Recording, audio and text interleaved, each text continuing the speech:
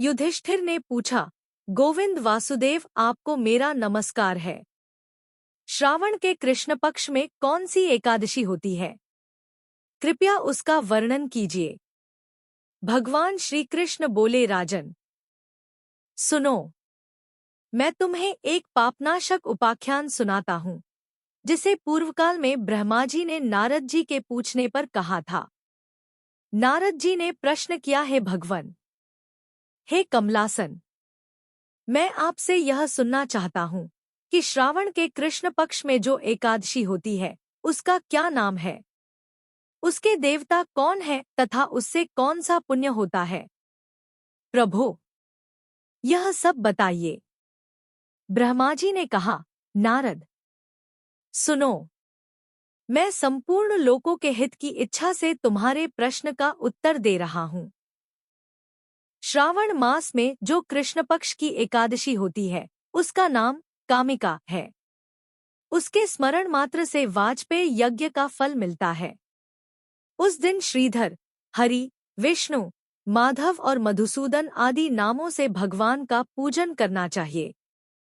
भगवान श्री कृष्ण के पूजन से जो फल मिलता है वह गंगा, काशी, नैमिषारण्य तथा पुष्कर क्षेत्र में भी सुलभ नहीं है। सिंह राशि के बृहस्पति होने पर तथा व्यतिपात और दंडयोग में गोदावरी स्नान से जिस फल की प्राप्ति होती है वही फल भगवान श्री कृष्ण के पूजन से भी मिलता है। जो समुद्र और वन सहित समूची पृथ्वी का दान करता है तथा जो कामिका एकादशी का व्रत करता है वे दोनों समान फल के भागी माने गए हैं। जो ब्याई हुई गाय को अन्यान्य सामग्रियां सहित दान करता है उस मनुष्य को जिस फल की प्राप्ति होती है वही कामिका एकादशी का व्रत करने वाले को मिलता है। जो नरश्रेष्ठ श्रावण मास में भगवान श्रीधर का पूजन करता है उसके द्वारा गंधर्वों और नागान सहित संपूर्ण देवताओं की पूजा हो जाती है। अतः पापभीरु मनुष्यों को यथाशक्ति पूरा प्रयत्न करके कामिका एकादशी के दिन श्रीहरि का पूजन करना चाहिए। जो पापरूपी पंख से भरे हुए संसार समुद्र में डूब रहे हैं उनका उद्धार करने के लिए कामिका एकादशी का व्रत सबसे उत्तम है। अध्यात्म विधापरायण पुरुषों को जिस फल की प्राप्ति होती है उससे बहुत अधिक फल कामिका एकादशी व्रत का सेवन करने वालों को मिलता है। कामिका एकादशी का व्रत करने वाला मनुष्य रात्रि में जागरण करके न तो कभी भयंकर यमदूत का दर्शन करता है और न कभी दुर्गति में ही पड़ता है। लालमणि, मोती, वैदूर्य और मूंगे आदि से पूजित होकर भी भगवान विष्णु वैसे संतुष्ट नहीं होते जैसे तुलसी दल से पूजित होने पर होते हैं। जिसने तुलसी की मंजरियों से श्री केशव का पूजन कर लिया है उसके जन्म भर का पाप निश्चय ही नष्ट हो जाता है। या दृष्टा निखिलाघ संघष्मनी स्पृष्टा वपुष्पावनी रोगाणाम भिवंदिता निरसनी सिक्तांत कत्रासिनी प्रत्यासत्ति विधायिनी भगवता कृष्णस्य संरोपिता न्यस्ता तच्चरणे विमुक्ति फलदा तस्य तुलस्य नमः। जो दर्शन करने पर सारे पाप समुदाय का नाश कर देती है, स्पर्श करने पर शरीर को पवित्र बनाती है, प्रणाम करने पर रोगों का निवारण करती है, जल से सींचने पर यमराज को भी भय पहुंचाती है, आरोपित करने पर भगवान श्री कृष्ण के समीप ले जाती है और भगवान के चरणों में चढ़ाने पर मोक्षरूपी फल प्रदान करती है, उस तुलसी देवी को नमस्कार है। जो मनुष्य एकादशी को दिन रात दीपदान करता है उसके पुण्य की संख्या चित्रगुप्त भी नहीं जानते। एकादशी के दिन भगवान श्री कृष्ण के सम्मुख जिसका दीपक जलता है उसके पितर स्वर्गलोक में स्थित होकर अमृतपान से तृप्त होते हैं। घी या तिल के तेल से भगवान के सामने दीपक जलाकर मनुष्य देह त्याग के पश्चात करोड़ों दीपकों से पूजित हो स्वर्गलोक में जाता है। भगवान श्री कृष्ण कहते हैं, युधिष्ठिर, यह तुम्हारे सामने मैंने कामिका एकादशी की महिमा का वर्णन किया है। कामिका सब पातकों को हरने वाली है, अतः मानवों को इसका व्रत अवश्य करना चाहिए। यह स्वर्गलोक तथा महान पुण्यफल प्रदान करने वाली है।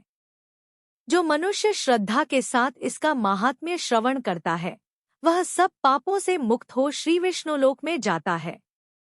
आइए अब श्रद्धा भाव से कामिका एकादशी की व्रत कथा को सुनते हैं।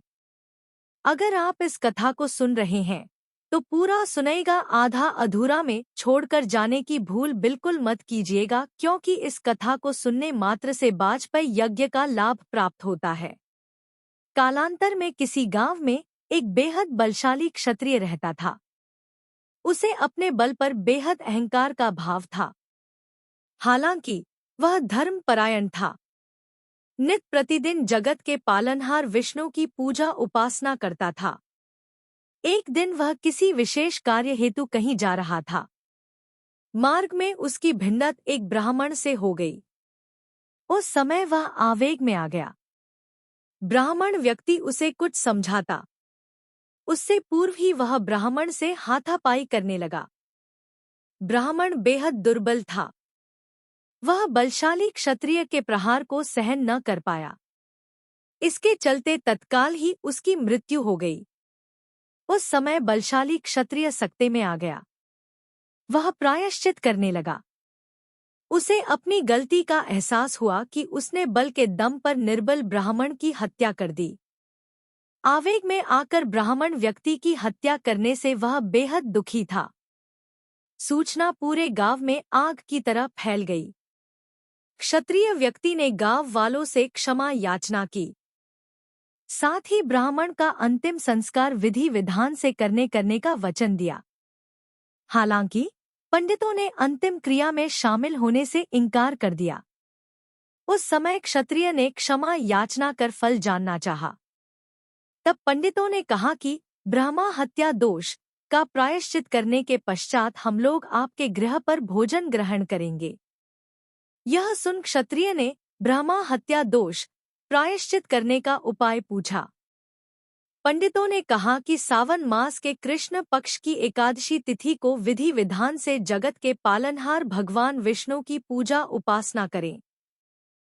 साथ ही ब्राह्मणों को भोजन कराएं और दान दक्षिणा दें। ऐसा करने से आप ब्रह्मा हत्या दोष से मुक्त हो जाएंगे। कालांतर में क्षत्रिय ने ब्राह्मण व्यक्ति का दाह संस्कार किया।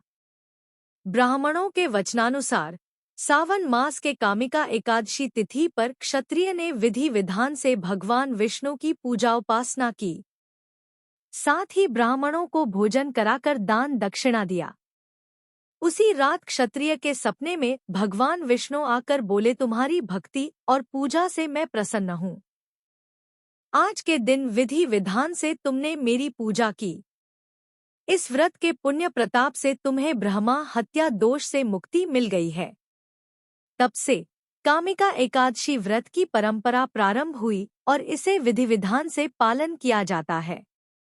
इस व्रत के करने से ब्रह्महत्या आदि के सभी पाप नष्ट हो जाते हैं और इस लोक में सुख भोग कर प्राणी अंत में विष्णुलोक को जाते हैं। इस कामिका एकादशी के महात्म्य के श्रवण व पठन से मनुष्य स्वर्गलोक को प्राप्त करते हैं। इस प्रकार श्री कृष्ण ने युधिष्ठिर जी को विस्तार पूर्वक कामिका एकादशी के महात्म्य के बारे में बताया।